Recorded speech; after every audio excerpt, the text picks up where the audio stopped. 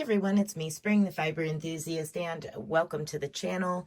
This is Lampworking Day where I'm going to do just a little bit of glass work. I'm needing to make a pair of earrings for my Halloween costume.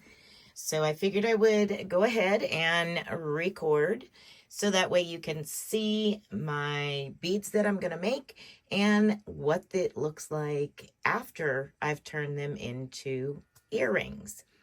So I do have some red over there heating up. I do have a marver here that has these little teardrops on it. I have pre-coated my little mandrels so that way I'm ready to go. Now, this isn't the only thing that happens here on the channel. This is just one small segment. I'm not here to teach you anything about lamp working. All I'm doing is sharing my journey as I make different things. Other things you can find here on the channel are my own patterns and designs for knitting and crocheting, needle tatting. I also weave on a 32-inch chrome ski loom and a smaller Cricut loom. And we do spinning of fiber into yarn. It's a lot of fun blending different fibers. The best way to check out what this channel has to offer is to go over and surf through the different playlists.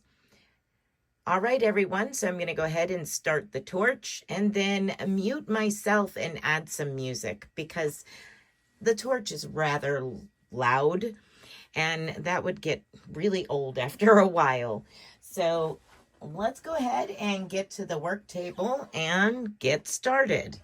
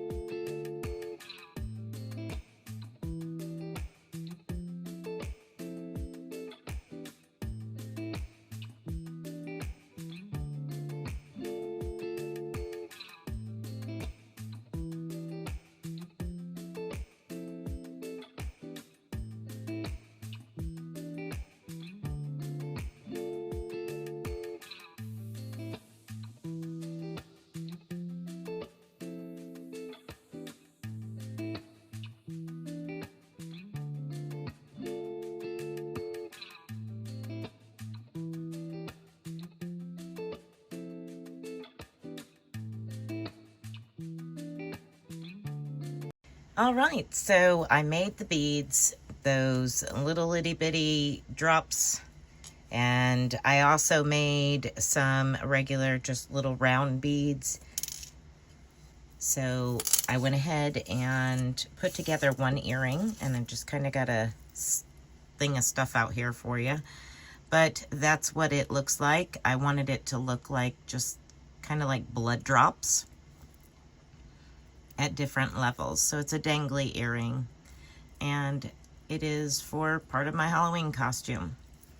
So what I did was took some chain and an ear wire and made the chains 3 different lengths, so a long, a middle, and a short.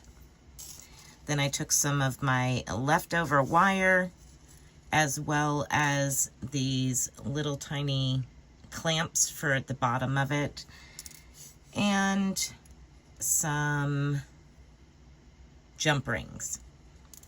So what I've done, I'm just going to kind of give you an idea here, is zoom in. So I just kind of turn over the one end and squish it down so that way it's like that. Then I take one of the little clamps, silver clamps, and put it in my pliers. And run this wire up through it.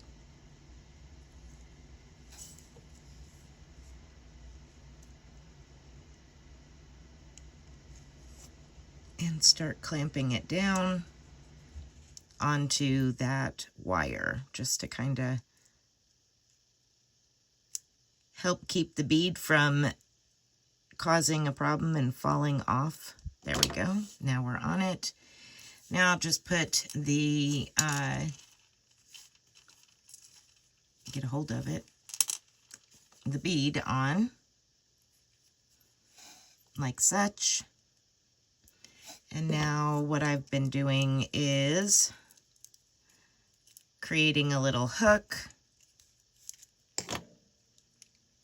cutting off the excess,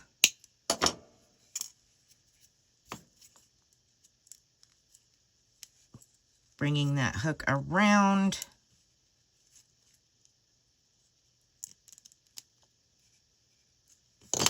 as tight as I can before I close it up.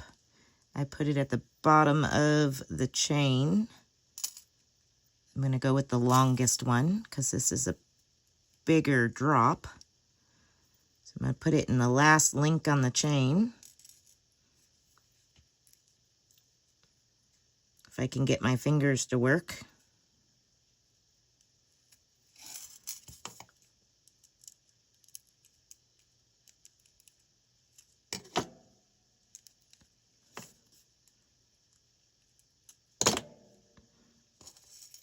There we go. Hook it on that. Curl it on around.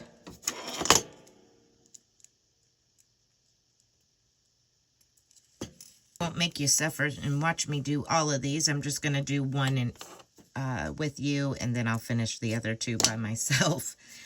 So next, I'm going to take one of these jump rings and open it up.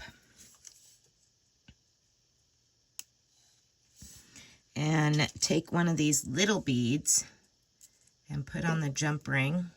Then I'm going to put this jump ring up a little ways from the blood drop there, just a little ways, and then close that jump ring down.